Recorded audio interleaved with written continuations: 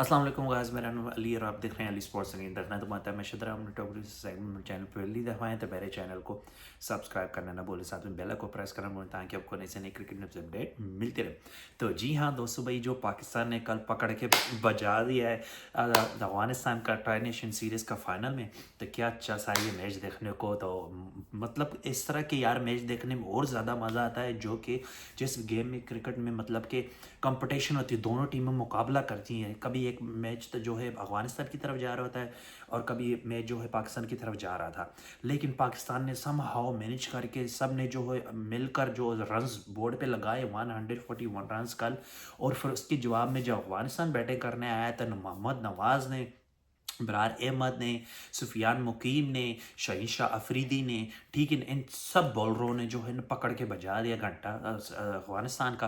जिस तरह अफगानिस्तान जो है अपने आप को सबको कह रहा था कि भाई हम एशिया की सेकंड बेस्ट टीम है इस वक्त, और हमें कोई नहीं हरा सकता क्योंकि हम सेमीफाइनल में जा चुके हैं। हम पाकिस्तान को वर्ल्ड कप में भी हराया हुआ है 2023 के वर्ल्ड कप में, और सेमीफाइनल में भी गए हैं।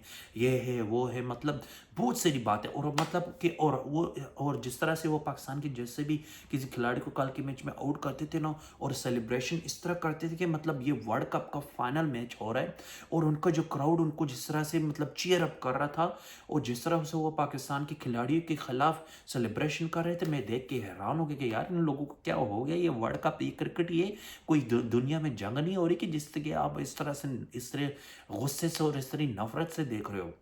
मतलब सीरियसली यार इतना भी वो नहीं करना चाहिए। और रही बात बाकी उस चीज़ की, तो जो है सलमान अल याहा जो हैं लीडर हैं इस वक्त पाकिस्तान के मतलब के कैप्टन हैं, और उन्होंने क्या मतलब कि क्या परफॉर्मेंस उनकी रही है एज अ कैप्टनसी, बहुत अच्छी रही है।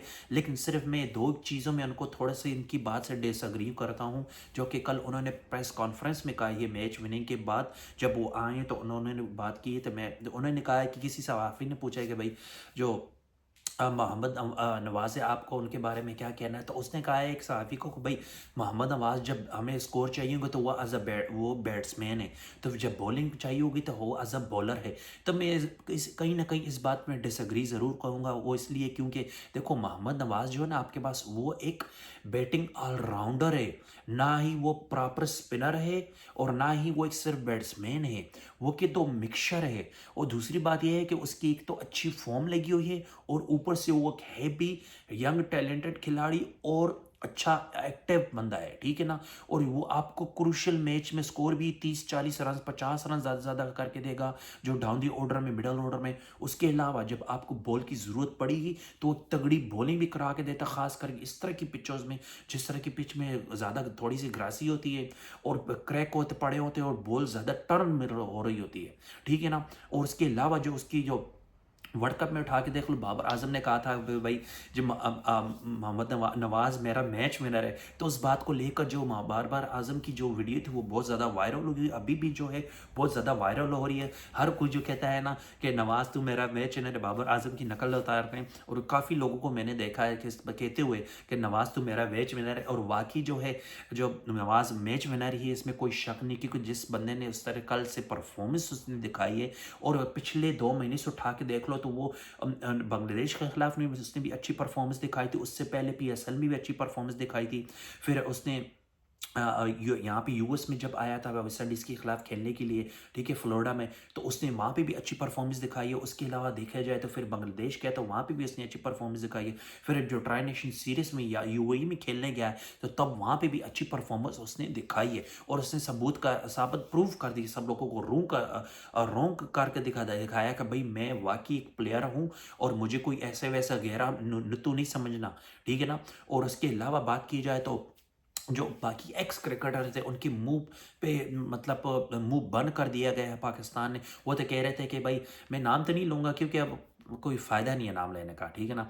और दूसरी बात वो ये है कि और जिस तरह वो कह रहे थे कि भाई पाकिस्तान तो 130 भी 40 भी करना मुश्किल से करेगा, बल्कि अफगानिस्तान तो पाकिस्तान को मुश्किल करनी ही नहीं देगा 130 140 इस पिच पे। और अगर कर नहीं दी तो मेरा नाम बदला लेना, मेरा नाम चेंज कर लेना। तो मैं उस क्रिकेटर से पूछता हूँ कि भाई अब अपना नाम आप चेंज करेंगे या नहीं करेंगे, और अपने अपने वर्ड्स पे, अपनी ज़ुबान पे कायम रहेंगे या नहीं करेंगे। तो खैर वो बात जो है सही मतलब भूल जाओ, उस बात को छोड़ दो, कोई फ़ायदा नहीं करने का। लेकिन एक जो बाद में है वो है हकीकत बात है, ठीक है ना, जो सच बात है वो सच बात है। उसके अलावा अगर बात की जाए तो वो ये है कि देखो कल का जो मैच था, कल का मैच आपने जीत लिया, सब कुछ हो गया ना, सब कुछ वह भूल जाओ उस चीज़ को। अब जो चीज़ आपने फोकस करनी है वो फोकस करनी है एशिया कप के मैच में, एशिया कप की टीमों के, जो आपके जिस टीम के खिलाफ आप मैच खेलेंगे। पहली आपने ओमान के साथ आपका 12 तारीख को मैच है, आई गेस उसके बाद 14 तारीख को आपका इंडिया के साथ है, फिर उसके बाद आपका अफगानिस्तान के साथ है, फिर आपका इसके साथ आगे हांगकांग का वो पता नहीं किसके साथ मैच है।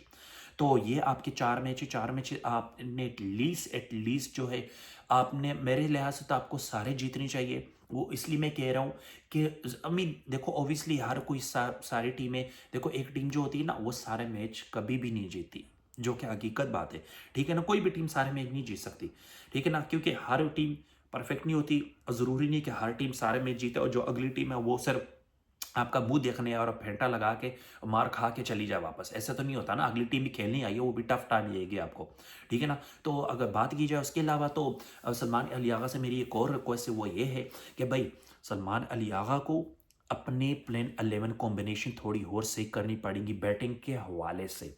वो इसलिए मैं कह रहा हूँ क्योंकि जिस तरह से कल पाकिस्तान की बैटिंग और पूरी ट्राई नेशन की सीरीज में थोड़ी सी कोलैप्स कर रही थी वो, क्योंकि जिस तरह से देखो तो पावर प्ले के अंदर पाकिस्तान स्कोर तो बना रहा था, लेकिन उसके अलावा बात की जाए तो विकेट बहुत जल्दी गिरी थी पाकिस्तान की, ठीक है। जिस तरह साहिबजादा फरहान की जो है विकेट गिर रही थी, उसके बाद साइम अयूब की भी, फ़खर जमान की भी।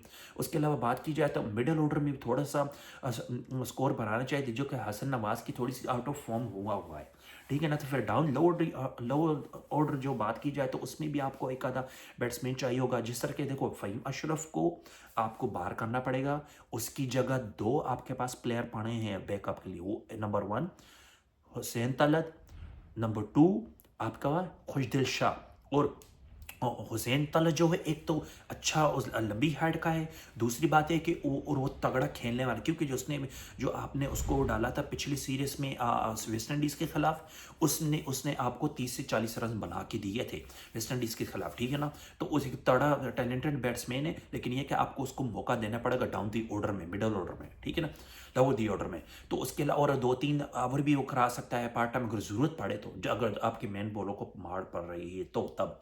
तो उसके अलावा बात की जाए तो खुशदिल शाह को एक तो वो स्लोगर है और उसमें पावर हिटिंग बहुत ज़्यादा है, और एक 2 ओवर में वो भी आपको निकाल के दे सकता है, जिस तरह की आपको चेंजेस कर सकते हैं, क्योंकि फ़हीम अशरफ से ना आप देखो कल के मैच में देख लो, उसने बैटिंग तो करने आया लेकिन वो जल्दी आउट हो गया 2 हिटर लगाने के बाद। उसके अलावा आप उसको ओवर भी नहीं करवा रहे हो, तो फ़ायदा कुछ भी नहीं है। तो काइंडली आपको ये रिप्लेसमेंट आपको करनी पड़ी फ़हीम अशरफ के साथ।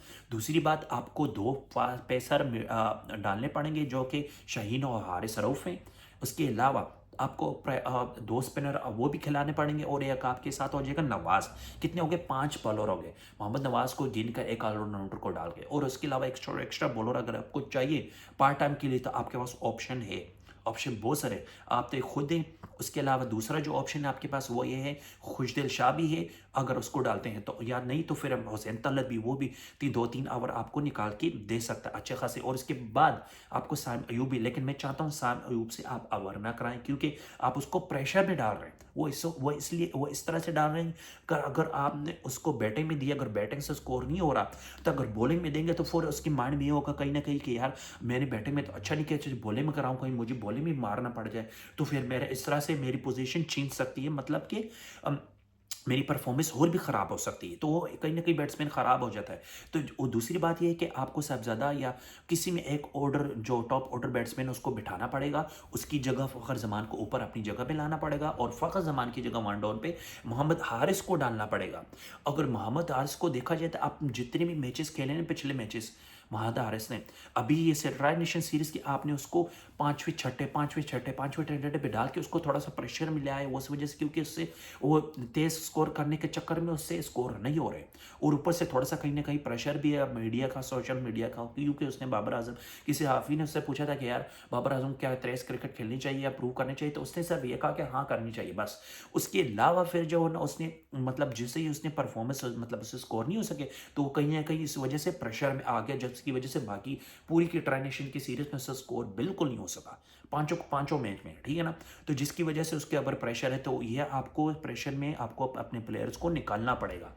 और उसके अलावा जो बात है वो ये है कि अगर फिर भी मोहम्मद हारिस नहीं परफॉर्म करता, फिर आपको देखना पड़ेगा, फिर आपको मोहम्मद हारिस को बिठाना पड़ेगा, उसकी जगह फिर आपको ऊपर की ऑर्डर पे किसी और को डालना पड़ेगा। और वो ये ऐसे हो सकता है कि आप हसन नवाज को ऊपर लेके जा सकते हैं, या फिर आप खुद ऊपर जा सकते हैं वन डाउन, दूसरी डाउन पे हसन नवाज को, तीसरे पे जो पांचवे पे आप उसको मोहम्मद नवाज को, छठे पे हुसैन तलत को डाल सकते हैं, ठीक है ना। और सातवें पे भी आप खुशदिल शाह को, इस तरह आपकी लंबी बैटिंग भी हो सकती है। और फिर आपके चार तो बॉलर पक्के हैं, दो के शहनशाह अफरीदी, हारिस रऊफ, दो स्पिनर हो गए, इब्रार अहमद, सुफियान मुकीम। और आपके पास अगर पांचवा दो बॉलर आपको और भी मिल सकते हैं एज ऑलराउंडर के तौर पे, एक खुशदिल शाह और हुसैन तालिब भी मिल सकता है, ठीक है ना। ये आपके पास प्रॉपर कॉम्बिनेशन अच्छी बन सकती है। तो और जो अगली खबर आ रही है वो ये आ रही है कि भाई पाकिस्तान और साउथ अफ्रीका जो टूर करने वाला, पाकिस्तान का उसका शेड्यूल आ चुका था, पहले आ चुका था, कल नहीं परसों आ चुका था, फिर भी आपको लोगों की मैं जो 12 रिवाइज करवा देता हूँ वो ये है कि 12 से 16 तारीख तक पहला टेस्ट होगा लाहौर में, दूसरा टेस्ट होगा रावलपिंडी में, क्योंकि 20 से 24 अक्टूबर तक होगा। तो जी हाँ दोस्तों, जो दूसरा टेस्ट मैच है वो रावलपिंडी में खेला जाएगा, जो कि 20 से 24 अक्टूबर है। और जो फिर उसके बाद 3 2020 है, 3 वनडे है, और जो 3 2020 वो पहला वो भी रावलपिंडी में खेला जाएगा, जो कि 28 अक्टूबर को होगा। और जो दूसरा 2020 होगा 31 अक्टूबर को लाहौर में होगा। और जो तीसरा 2020 है वो भी लाहौर में है, 1 नवंबर को खेला जाएगा। ये होगा 3 2020। और इसके बाद वनडे की बात की जाए तो वनडे के जो है, मैं बहुत ज़्यादा खुश हूँ फैसलाबाद के जो फैंस हैं, वहाँ पे रहने वाले जो लोग, उनके लिए, क्योंकि 17 साल के बाद क्रिकेट वापस आ रही है फैसलाबाद में। तो उनमें 3 वनडे वहाँ पे पीसीबी ने वहाँ पे रखे हैं। और मैं चाहता हूँ कि ज़्यादा से ज़्यादा क्रिकेट और हर पाकिस्तान के कोने कोने के स्टेडियम में डिफरेंट मैचेस में डिफरेंट वेन्यू पे कराया जाए, तो मज़ा आता है मैच, क्योंकि एक तो क्राउड भी आपको देखने को मिलेगा, और दूसरा आपको मज़ा आएगा खेलने का मैच भी, ठीक है ना, देखने का मैच में मज़ा आएगा। तो दूसरी बात, पहला जो वनडे होगा वो 4 नवंबर को, जो कि मेरी बर्थडे आने वाली 4 नवंबर को, तो उसमें होगा फैसलाबाद में। दूसरा भी फैसलाबाद में 6 तारीख को होगा, 6 नवंबर को। जो आखिरी होगा वो भी फैसलाबाद में 8 तारीख को होगा। तो अगली अब जो सीरीज आने वाली उसके बाद, क्योंकि पाकिस्तान पीसीबी ने बहुत ज़्यादा क्रिकेट अच्छी रखी है, क्योंकि अगले साल में शुरू में वर्ल्ड कप शुरू होने वाला है 2020 का, जो कि इंडिया और श्रीलंका में होगा, और पाकिस्तान अपने सारे मैचेस श्रीलंका में वह वर्ल्ड कप के खेलेगा। तो क्योंकि वो पाकिस्तान और इंडिया के पॉलिटिकल इश्यूज़ की वजह से। तो बात की जाए ट्राई नेशन सीरीज़ की, जो कि पाकिस्तान में होने वाली 2020 फॉर्मेट में, तो जिस तरह के पाकिस्तान और अफगानिस्तान श्रीलंका का इस दफ़ा होगा, यूएई का नहीं होगा। तो उसमें पहला जो मैच होगा 17 नवंबर को होगा, पाकिस्तान अफगानिस्तान का रावलपिंडी में। दूसरा 19 नवंबर को श्रीलंका अफगानिस्तान का रावलपिंडी में होगा। और 22 नवंबर को होगा जो होगा पाकिस्तान का और श्रीलंका का होगा लाहौर में। जो चौथा मैच है वो होगा पाकिस्तान अफगानिस्तान का लाहौर में। 25 नवंबर को होगा श्रीलंका अफगानिस्तान का, वो भी लाहौर में। 27 नवंबर को वो भी पाकिस्तान श्रीलंका का लाहौर में। और फाइनल होगा वो भी लाहौर में होगा, जो कि 29 नवंबर को होगा, ठीक है ना। तो टोटल जो सिर्फ 2 मैच हैं वो रावलपिंडी में रखेंगे, बाकी 5 मैच जो है वो लाहौर में रखेंगे। टोटल 7 मैच होंगी इस सीरीज़ की भी, ट्रांसनेशन सीरीज़ की भी। और तगड़ा होगा, क्योंकि आपको पता है लाहौर का क्राउड और रावलपिंडी का, सिर्फ कराची के जो छोड़ के, मैं अच्छी बात है कि कराची के स्टेडियम में उन्होंने कोई मैच नहीं रखा, और रेनोवेशन भी शुरू होने वाली है इसी महीने के एंड में, आई गेस। तो क्योंकि वहाँ का क्राउड आता भी नहीं, डिसअपॉइंटमेंट बहुत ज़्यादा मिलती है। और वैसे भी अब रेनोवेशन शुरू होने थी, जिसकी वजह से नहीं रखा था, अच्छी बात है।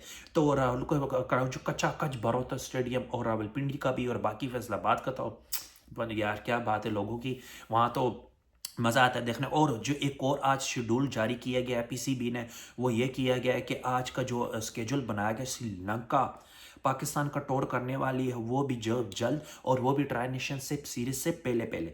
तो पहले श्रीलंका अपने पहले 3 वनडे के मैचेस खेल चुकी। वो पहला मैच जो उनका होगा वो होगा 11 नवंबर को, दूसरा 13 नवंबर को, और तीसरा जो होगा आखिरी मैच 15 नवंबर को होगा। और वो होगा, अब सारे मैचेस आई बिलीव होंगे रावलपिंडी और हाँ सर बिल्कुल सॉरी रावलपिंडी में ये 3 को 3 मैच अपने श्रीलंका मैच खेलेगा, उसके बाद ये ट्रांजिशन सीरीज की भी अपने 5 मैच खेलेगा, सॉरी 4 मैच खेलेगा, 2 पाकिस्तान से और 2 अफगानिस्तान से। अगर श्रीलंका जीतता है तो फिर फाइनल भी किसी पाकिस्तान या अफगानिस्तान के साथ खेलेगा। तो तगड़े मैच होंगे, देखने को होंगे। अब अच्छी बात है पाकिस्तान की क्रिकेट बोर्ड, जो मोहसिन नकवी साहब इन्होंने क्रिकेट ज़्यादा रखी है ताकि एक्सपीरियंस हो प्लेयर्स को और ज़्यादा से ज़्यादा परफॉर्मेंस अच्छी दिखाए और प्रिपेयर हो चुके हैं अगले साल के वर्ल्ड कप के लिए। और उम्मीद है आप लोगों को वीडियो पसंद है, लाइक कमेंट शेयर सब्सक्राइब जरूर कीजिए चैनल को, ताकि आपको नई अपडेट मिलती है। अपना बहुत सारा ख्याल रखिएगा। नेक्स्ट वीडियो में मिलते हैं। अल्लाह हाफिज़।